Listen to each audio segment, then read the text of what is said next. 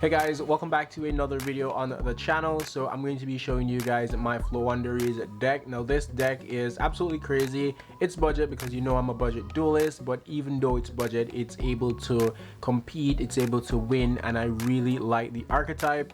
But most importantly, I really love the deck. This deck is pretty solid. So I've ordered some cards from the 25th pack that was released recently. I ordered a bunch of cards that are gonna make this deck absolutely crazy, and the good thing about it is they're all budget. So the FLOOWANDEREEZE deck is pretty straightforward. Most people have the same build, but there are cards that you can add to improve the consistency of the deck and make sure that when you're playing against a good opponent, you have the outs to get over them and to, you know, interrupt what you're doing.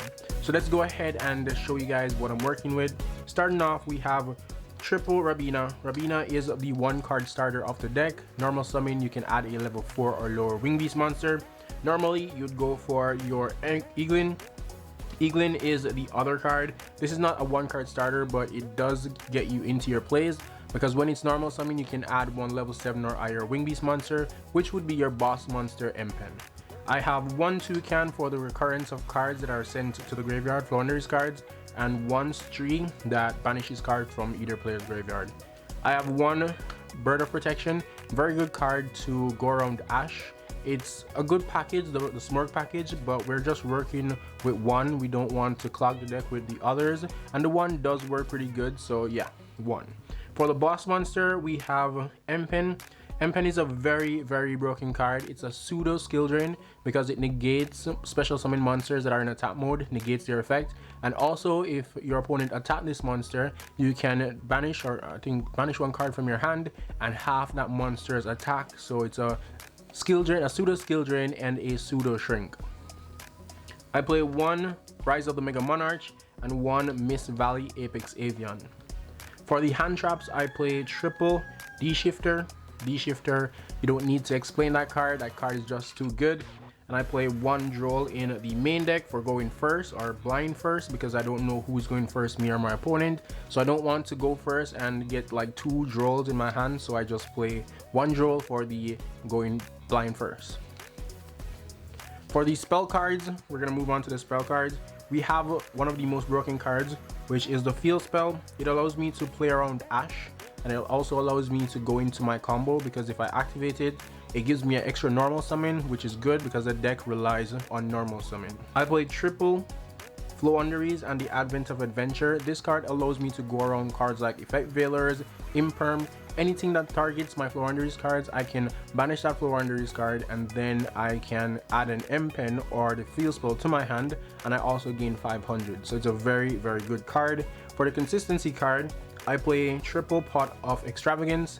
I did order Pot of Prosperity because it's now cheap, so I'm pretty excited on that coming in the mail. I'm super excited. I play triple Pot of Duality, and yeah, that's it for the draw cards. I play one Terraforming to search out my field spell, one Call by the Grave to interrupt my opponent when they're doing something that I don't like. I play Unexplored Wind. Unexplored Wind is a very good board breaker card. It literally allows me to tribute any of my opponent's cards, not even monsters. Any card that they have on the field, I can tribute it, use it as an extra tribute for my monsters. And also it allows me to reshuffle cards in my hand to my deck up to 2. So yeah, and I can draw 2 cards. So that's pretty crazy. I play one Dark Ruler No More, one Harpy's Feather Duster for those back row heavy decks. And for the tech spell cards that I use in my deck, I play one Jack in the Hand, because you know I want to have that level 1 monster in my hand. It doesn't really matter which one. As long as I get one, I can go into my combos. And Gold Sarcophagus is a very broken card. I don't know why people aren't using this in the deck. Pretty much if you have any FLOOWANDEREEZE cards and then you activate Gold Sarcophagus, banish it to the graveyard, normal summon, your monster effect activates, you chain block Ash, and you can go into your plays. I don't know why people don't use this card in this deck. For the trap cards, I play one Harpy's Featherstorm, and finally one Dreaming Town. I might switch that to 2, but 1 is good for now. So pretty much that's the main deck. Now we're gonna move on to the side deck. For the side deck, we start off with Dark Smurg for those back row heavy decks. Then we have one DD Crow because we can search it out, so we only need one. I have one more Droll. I might add another one to make 2 in the side and 1 in the extra, so you know, a play set. I have one Regeki because I want to get rid of those monsters. I might go for Lightning Storm because it's cheap now, so I definitely think I should get one or two.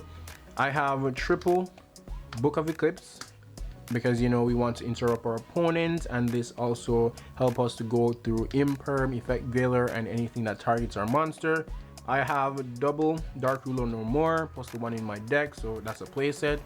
I have Cosmic Cyclone because we don't like back row decks. I don't like back row decks, but yeah, this deck is pretty good at playing against any deck. But Cosmic Cyclone, get rid of some cards that you don't want to deal with. I have one more Harpy's Featherstorm. I ordered two pretty ones. I thought I had a pretty one, so I didn't order three, but I made a mistake, so I might have to order another one, which won't come in this mail, but another mail. I play triple Evenly Matched. Very good card, very board breaking card. And yeah, that's it for the extra deck. So I would like to show you the side deck. I mean that's it for the side deck.